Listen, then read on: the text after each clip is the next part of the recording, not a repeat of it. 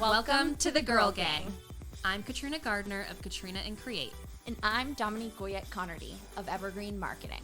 On this show, we're going to chat with women business owners in Massachusetts and those who support local women in business. Because girls don't just want to have fun. They also want to sell real estate. They want to open a brewery. They want to teach others to invest in the stock market. They want to take stunning photos, plan lavish parties, and help people recover from injuries. Girls just want a podcast. What can we say? We're girls. Welcome to Girls Just Wanna. Welcome. Another week. And What's going on? I have an exciting announcement Drum roll, please. that I would like to share. I am pregnant. Woo! Having a baby. I'm having a baby. If you can't tell. A baby? I figured it's time to share because yesterday Oh my a God. white man congratulated me, a stranger.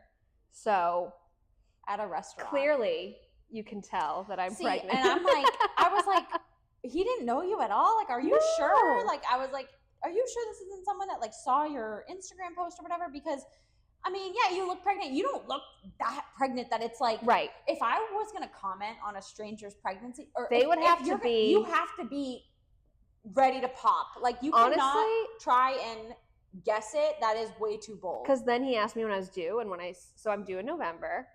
I think he was surprised. And I don't think, like, I feel like you look appropriately, like, I feel like that's how I would expect you to look for July if you're due in November. Like, right. So he's acting cray-cray. it was crazy. So anyway, yes, I am 21 weeks pregnant with At the time of recording, because Yes, this at the comes time of out in a recording. little while. Yeah, with a baby boy. We were hoping for a girl. We as in me and Katrina, We were hoping the other for a part girl. of her relationship, I impregnated her. Also, the only person that I recorded the reaction of me telling Oh my God. is Dominique. I forgot about that. Everyone's like, do you have a recording? And I'm like, I do. And they're like, I think oh, I that's- want to see it, because they thought it was Jesse I was talking about. And I'm like, oh, I didn't record him. I think that, I mean, we've talked about this. I think it's kind of silly that people do that. I mean, whatever. It's your pregnancy. It's your life. Yeah. Yeah. Record what you want to record. I think it's become such a thing. Like getting the reaction, getting the is. gender reveal, It getting is. the baby shower moment, getting the first walk out of the hospital. It's like, I don't know. And not just like with pregnancy stuff. I Yeah. feel like in general, like our generation is recording everything and not living in the actual Yeah. moment, like concerts and stuff. Mhm. It's like, okay. But anyways, back to you and your baby. My baby. Yes. So Jamie's going to be a big brother come November. Is he I'm excited? He's very excited. He did tell me that the baby's name is Cuckoo Kaka. So, I remember when I said at first, I was like, do you guys have names picked out? And you were like, well, I was like, let me guess, Jamie wants Jamie. You're like, yeah. Yeah. Then now Jamie also says that he has a baby in his belly, Okay. and yep, he has totally. baby Jesse in his belly. So that's been fun to like figure that out with him.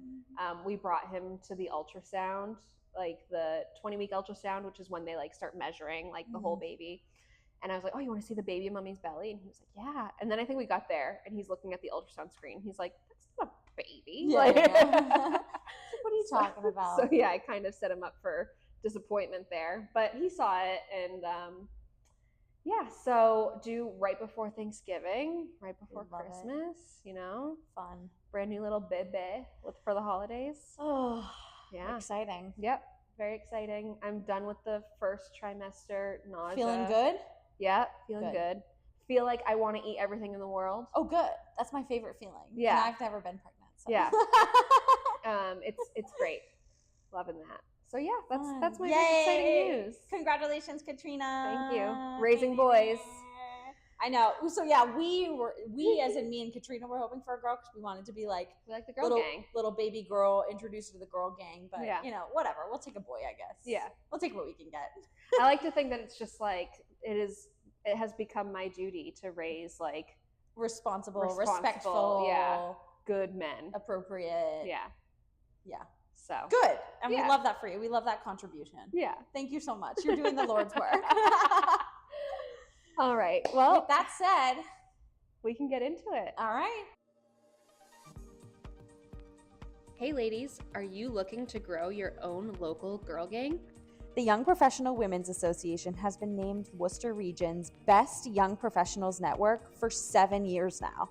YPWA offers countless social and professional opportunities to engage and empower local ladies like you and me. Right now, Girls Just Wanna listeners can get discounted access to YPWA's annual membership. Go to ypwaworcester.com and enter code podcast2025 at checkout to receive $20 off their annual membership. Again, that promo code is podcast2025. We hope to see you soon at YPWA events. Welcome to the show, Julie Orozco, Executive Director of Abby's House. That's right. Thank you so much for coming. Happy to be here. It's Thank a you for pleasure to having meet me. you. Yeah. So for people who don't know what Abby's House is or haven't heard of Abby's House, can you give them the lowdown? What is Abby's House, Worcester? Oh my gosh. Loaded question. I know there's a lot to unpack here. Yeah. So like my favorite thing to say about Abby's House is that there's magic in the walls at Abby's. You feel it the minute you walk into the buildings. So that's just like, I think the most important thing to say about Abby's is like, I don't know, our founders, somebody just like put it in there and it's stuck with us. But we are a nonprofit organization here in the city. We've been around since the mid-70s, and we provide shelter and affordable housing for women with or without children. We aren't specifically a DV shelter, but by default of working with the female population, many of the women that we work with come from intimate partner violence or some other form of trauma. So embedded in our services includes, trauma-informed care, work with individuals who are struggling with recovery of different sorts. So it's sort of like a whole wrap around like housing plus lots of love and care. Yeah. Awesome. Amazing. Such important work, which we'll unpack all of this, but I'm sure you get this question a lot. Who is Abby? Yeah, so Abby is Abby Kelly Foster. And we also have a school in the city, the charter school, Abby Kelly. So she's a notable figure here in central Massachusetts. So she was a abolitionist as well as just a huge advocate in the movement around women's rights. If you learn about her, I think she identifies herself as an abolitionist first. And she just really was, I think, all that Abby's House tries to be. So really advancing the needs and autonomy of women, really sticking in the fight for equity for everyone, but doing it from a very sort of female-centric standpoint. Yeah. And so she's the she's naming our namesake. honorary. That's right. Awesome. Yeah. So how long have you been with Abby's as executive director? Yeah. So last month brought me to 2 years. Oh wow! Yeah. Congratulations. Thank you. That's awesome. How did you get into this organization? Were you working in nonprofit, management before? What has that journey been like? And what drew you to the organization besides the magic in the walls? That is a journey. All right. So yes, my background is in social work. I have a bachelor's and a master's in social work. And so I've always worked in sort of nonprofit spaces, primarily organizations that were really focused on serving sort of like the basic social determinant of health kind of needs. And I had spent a lot of my time at other organizations in central Massachusetts, making my way up into various sort of leadership positions. The very specific connection to Abby's House actually came from my time in Leadership Worcester. Oh, okay.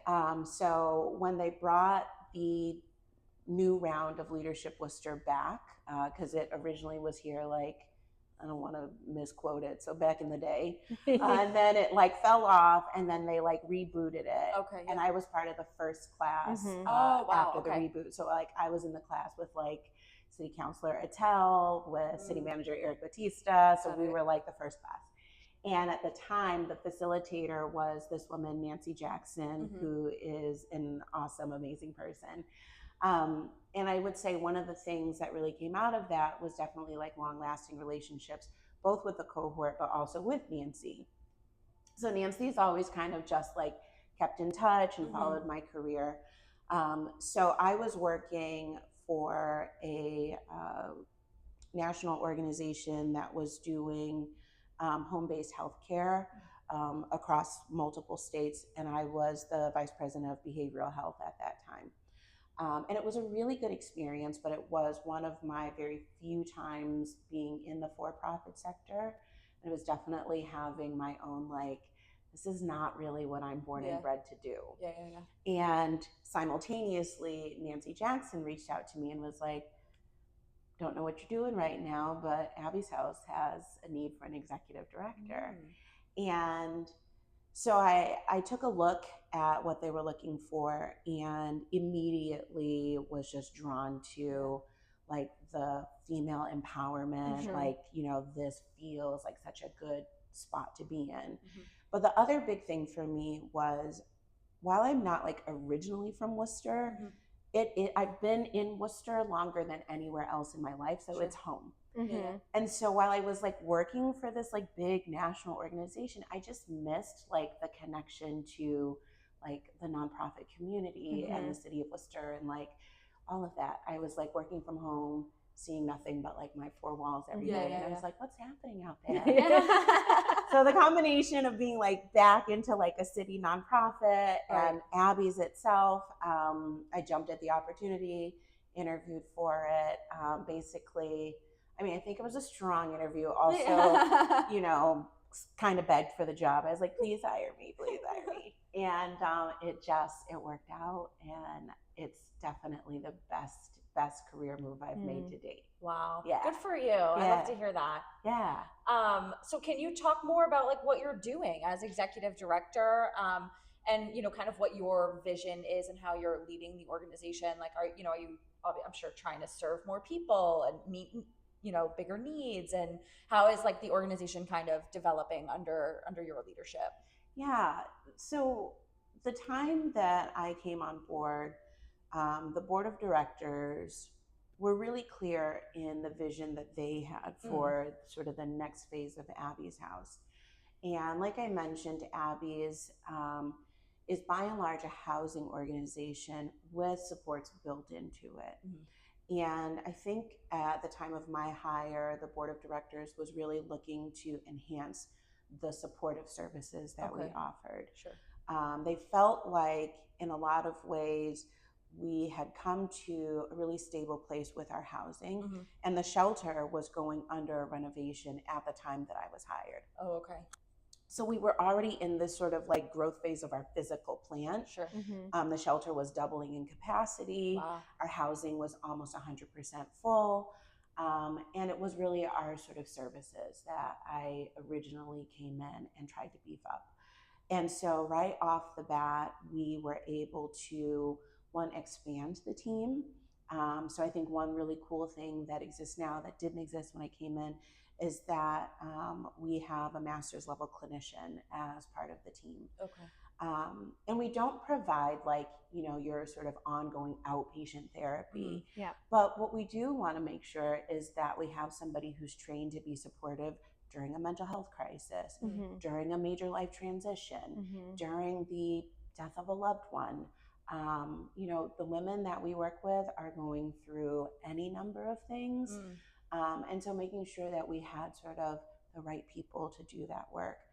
We were also able to expand the number of, we call them advocates, who are at Abby's House, as well as the language capacity. So we have a standing position. You have to be bilingual to be in this position. So we've got a total of 3, 1 who's bilingual. And they are the staff that help with all of the day-to-day stuff. So imagine a woman who's getting out of a DV situation, leaves with nothing but the clothes on her back. Now she doesn't have her documents, doesn't have her birth certificate, doesn't have and so our advocates are really the folks that like, let's do all the things to get life back on track, whatever that might look like from one person to another, which is a huge part of how does a woman get on her feet, right? So we really work to expand that. And from there, my vision now has sort of in many ways come back to the physical plant. So the way that Abby's is set up is we have the shelter that was newly renovated, doubled in capacity. We have 2 buildings that are single room occupancy, meaning it's like congregate living. A woman rents her room, but the kitchen, the bathroom, there's like shared spaces. And then we have 1 building that's 2-bedroom apartments for moms with kids. There's only 7 units in that building. If we think about the number of homeless moms with kids, 7 units, we are barely scratching the surface. And when we think about the need for affordable housing, 7 units, you know, our women stay with us for a long time because as this market grows, where are they going to go? It's not affordable. And like the waiting lists take years and years. So exactly. You know, one of the big things that I've like tried to drive in my messaging when I talk about this problem in the community is like, this isn't an issue of women who just don't want to work. Like, our moms have jobs. They are out there working hard, making the wage that they are paid for the work that they do, and that wage cannot afford the average 2-bedroom apartment in the city. And so my next goal, and I've, you know, I think the board of directors is definitely on board and supportive, is over the next few years, we want to invest in another building that would be able to have a number of different types of units. So that's the other thing, is 2 bedrooms also is pretty restrictive. If we get a mom with 2 pretty young kids, it's fine. But as kids get older, if we have, you know, boys and girls in a room together, it gets chaotic. And so being able to get into a building where we can have a mix of 2, 3, maybe even some 4-bedroom units, and really just expand our ability to help support families. Families of all different sizes and ages and, you know, gender, sex, everything. Absolutely. One of the things that I think really drove this home for us was after the shelter renovation, the largest sort of set of admissions that we get regularly into the shelter are families. It's not, you know, a lot of the single women who come in, we actually are able to help transition them into one of our single room occupancy units. But when we have a mom with her kiddos coming to our shelter, where she goes from there always gets super complicated. Definitely. And, you know, I think it's particularly important that you're doing this work because, like you said, right, it's not like these moms just like, oh, you know, don't work or don't want to work or can't work. They're working. Like, people are they're making money, but it's never enough. So can you talk more? I mean, like, the housing market is just insane. Not to mention, right, take housing out of it. Groceries went up, gas prices went up, car repairs, like, just in general, the cost of living is outrageous. Like, speaking as someone who lives. Speaking as a human who has to live and pay for things, everything has gone up. Like, my car insurance has gone up, my health insurance, like everything. And I am fortunate enough to be able to pay my bills, working what I work and doing what I do. But that's about it. Like, I definitely don't have the luxuries of like fancy vacations right now or anything like that. And so I just feel like it's so insane that there's this stigma around like, oh, you know, well, people just don't want to work, or, you know, they can't afford it because they didn't work hard enough, or they put themselves in this situation, which is just so like outrageous. I'm assuming, but correct me if I'm wrong, I'm assuming the demand for Abby's House's services, whether it be shelter, housing, or other wraparound services, has increased in the last 5 years since the pandemic, would be my guess. Absolutely. You know, I think one thing that's also really important to point out is we've definitely gotten to a place where we talk about like the housing crisis. Mm-hmm. It's kind of really similar to the opioid epidemic, Mm-hmm. where like people were dying in mass prior to us calling it an epidemic. Sure. Right. We were in crisis prior to us calling it Sure. a housing crisis. And so Abby's house, well before we were sort of, you know, nationally talking about a housing crisis, was at the front line of experiencing the housing crisis. I think one of the hardest parts of the work is confronting the number of people we can't help. Right. Our wait list is forever and a mile long.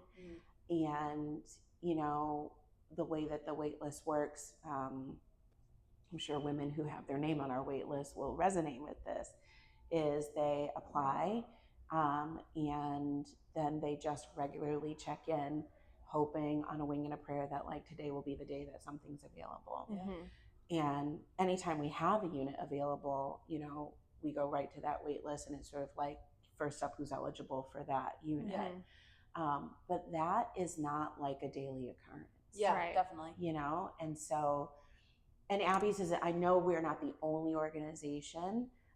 So I just put myself in the place of, I'm a woman in need of housing and I am spending my day calling this org. Do you have nothing yet? Okay, click. Next org. Do you have it? No, nothing yet. How demoralizing must that be? On top of everything that you're already doing to provide for your family. Exactly. So absolutely, you know, we have had, I think, an incredible need coming our way for years and years and years. I think that what we definitely see day to day is of our residents who already live at Abby's, all of these things that you were talking about, the increase in groceries, the increase in just basic necessities, even at our affordable rents, has impacted their ability to keep up with rent. And so having to find ways to, you know, along with our housing, we have a food pantry at Abby's house. We have like a weekly come in, we have a connection with Whole Foods that we get a delivery once a week of a bunch of fresh produce. And so we're helping to supplement in that way. Obviously, we have our thrift shop when we have women who really need, whether it be clothing, housewares, kids stuff, we can do vouchers for the thrift shop. So we're looking to support sort of all the basic needs, and we've definitely seen an uptick in that.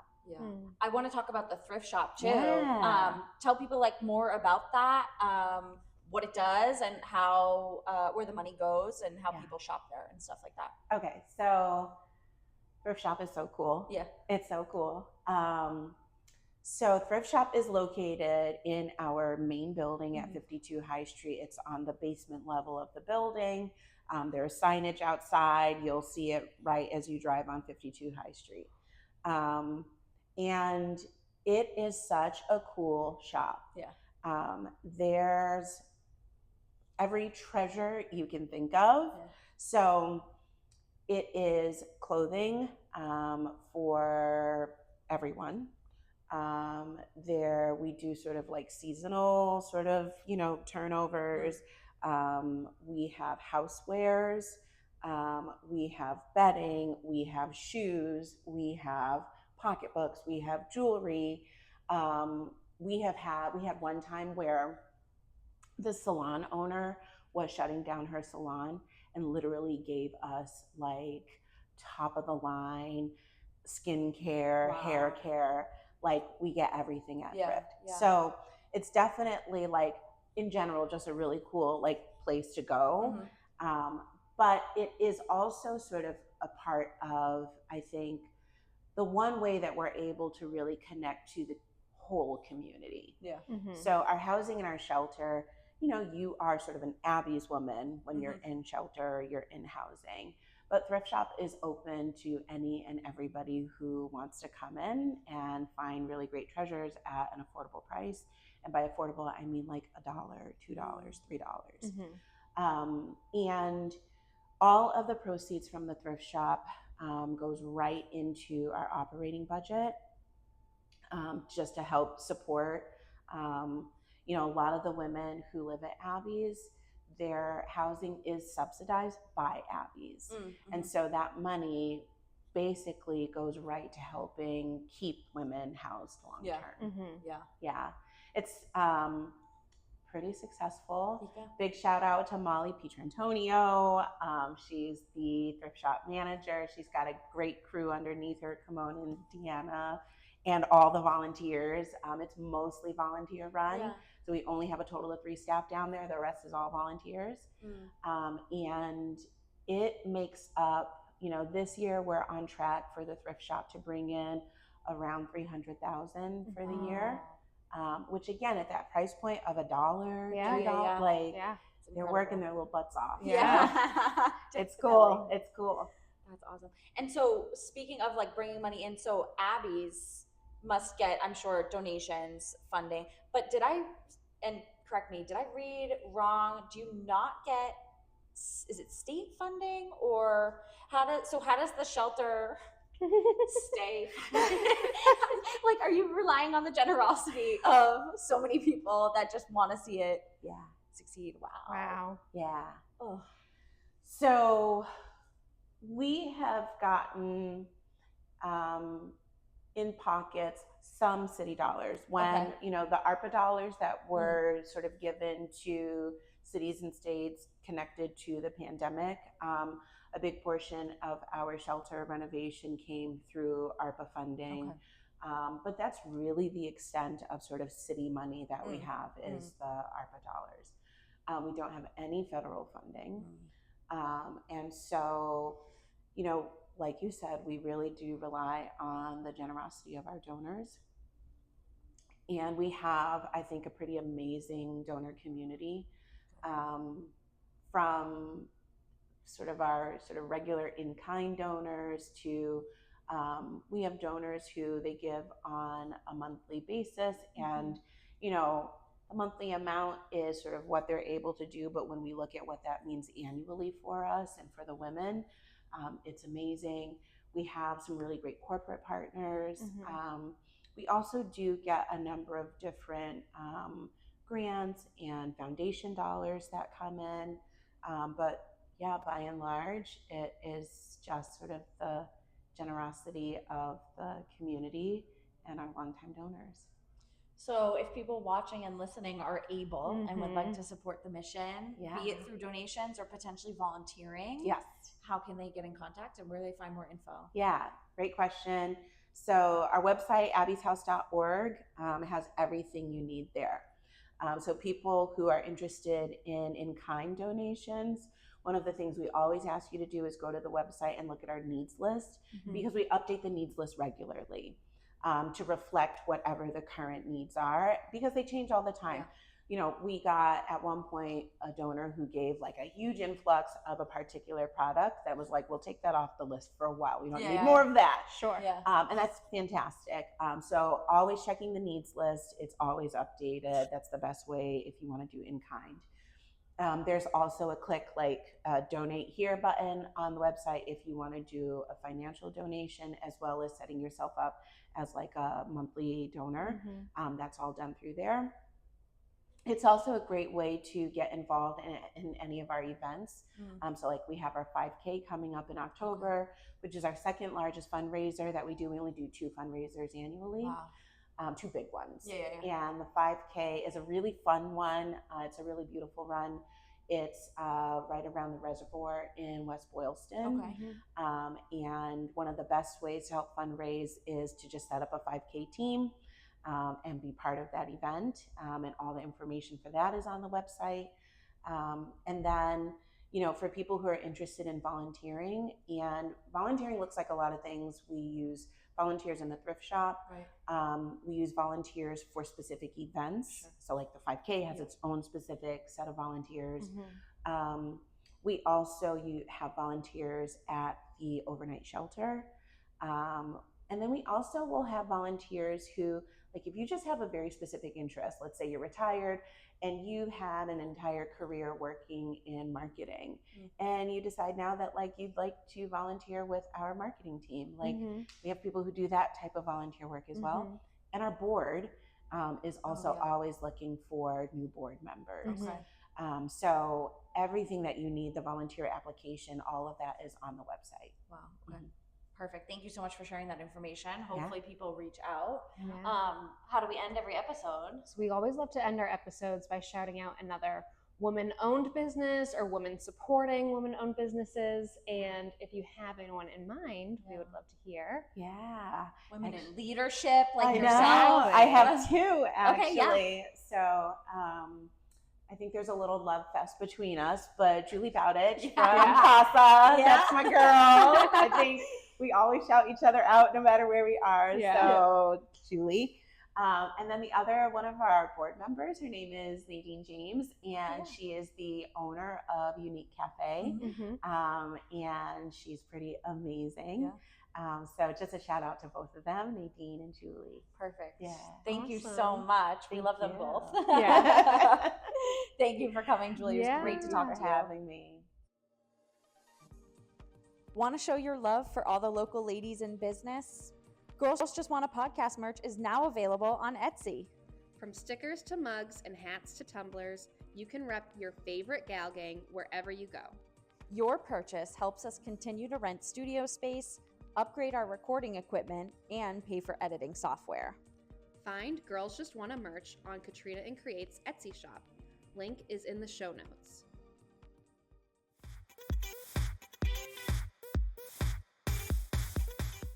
Welcome to another segment of Harder to hate it. Harder to Hate It. We need to trademark, copyright our little jingle.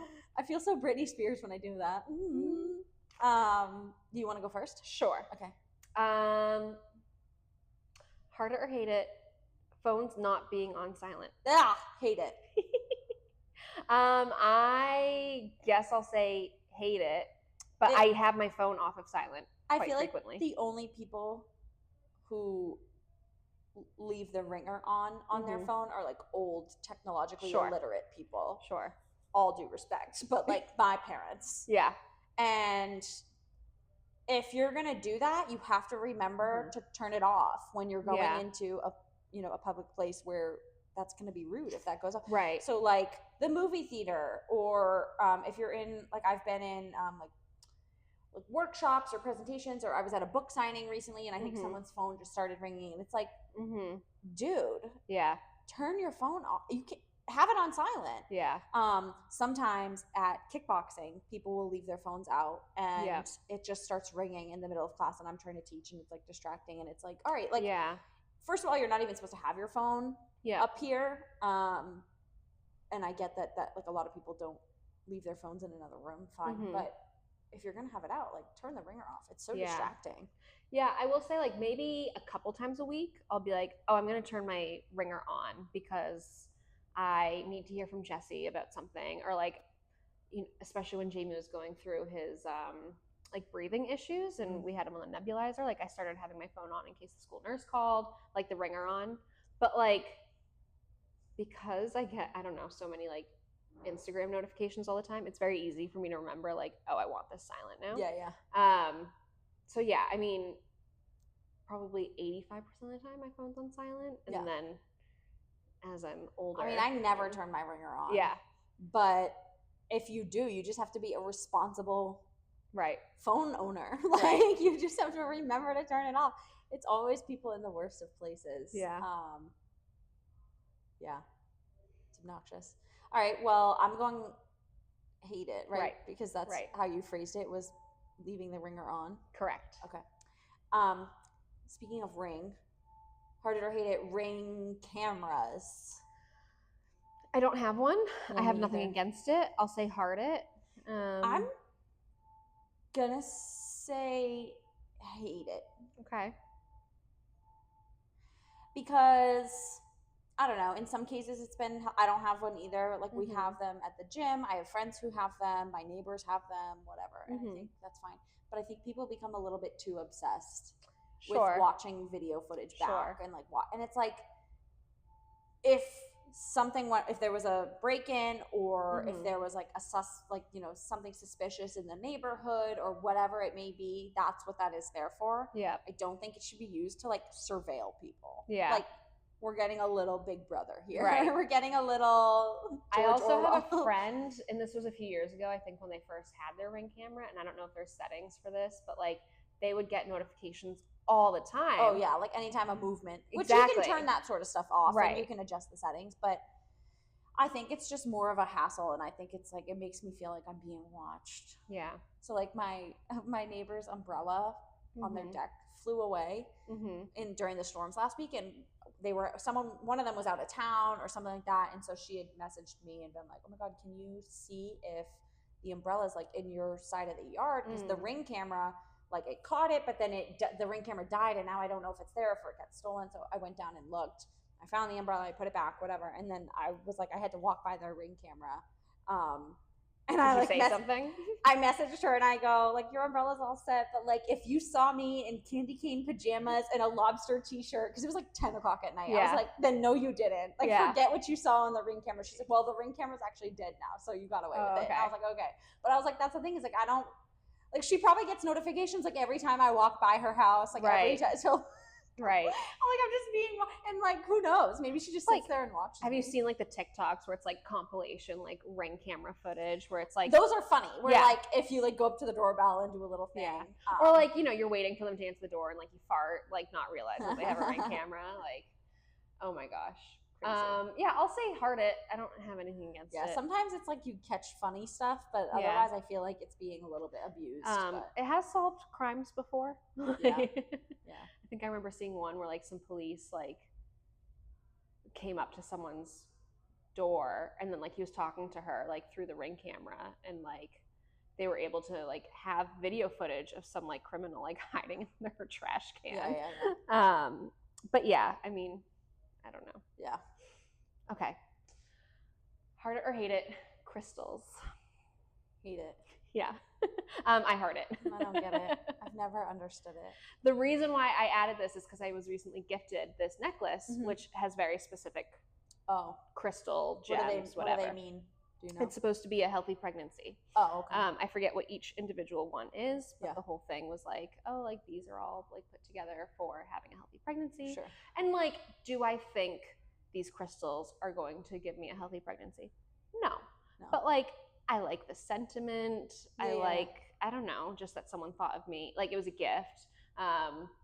Or I think we've talked about this before. Like, I've held like crystal stones as kind of like a fidget thing.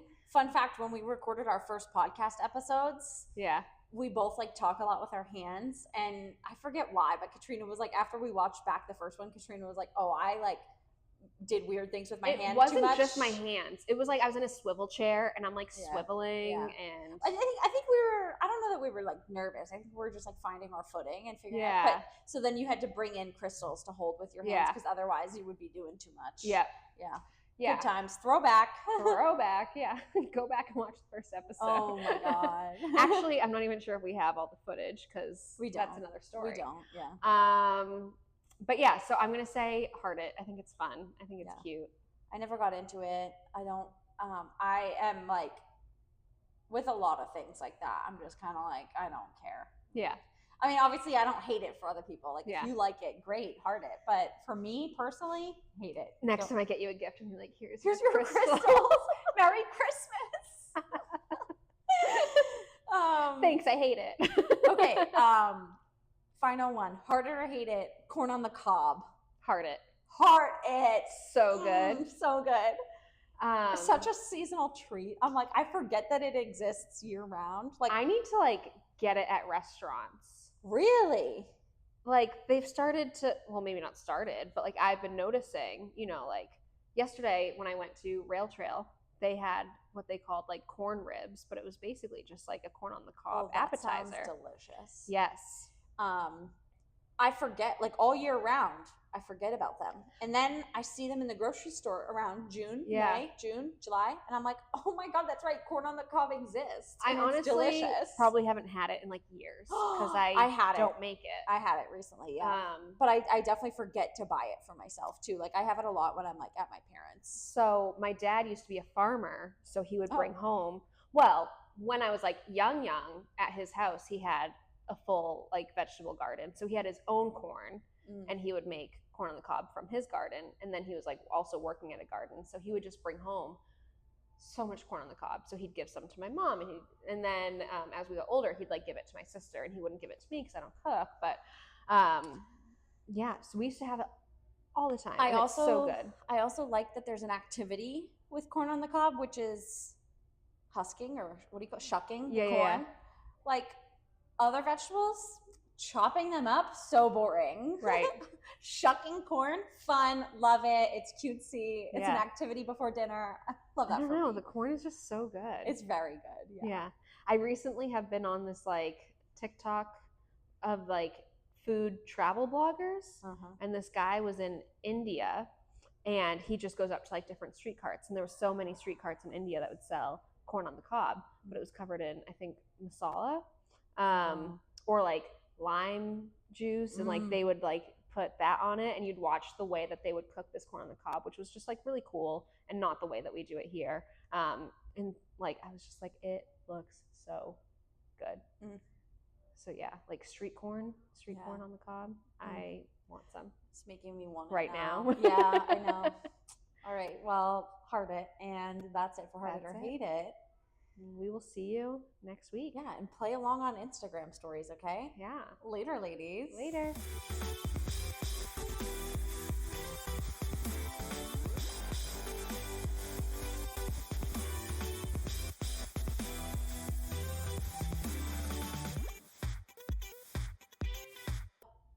Welcome. I gotta yawn. I'm sorry. Whew. We're not boring. I'm just tired. Okay.